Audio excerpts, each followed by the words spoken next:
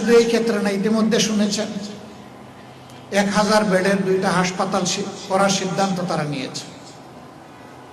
এর পাশাপাশি ঢাকা বিশ্ববিদ্যালয় স্টুডেন্টদের জন্য বিশাল একটা হল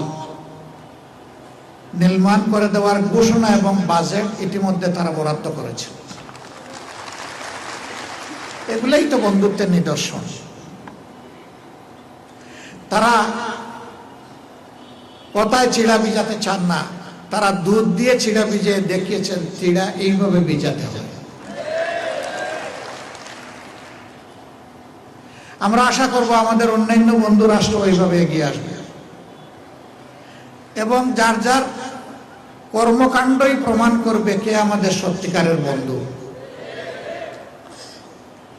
আমরা সারা দুনিয়ার সভ্য সমস্ত দেশের সাথে বন্ধুত্বপূর্ণ সম্পর্ক আমরা রক্ষা করতে চাই, কিন্তু একটা কথা খুবই পরিষ্কার, আমাদের ঘাড়ের উপর আমরা কারো আধিপত্য মেনে নেব না।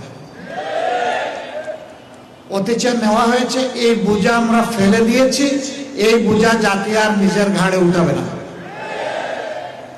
আমাদের যুব সমাজ একদম এটা সহ্য করবে না। তারা বুক উঁচু করে বাঁচতে চায়, বিশ্বের বুকে পরিচয় দিতে চায় আমি একজন গর্বিত বাংলাদেশী।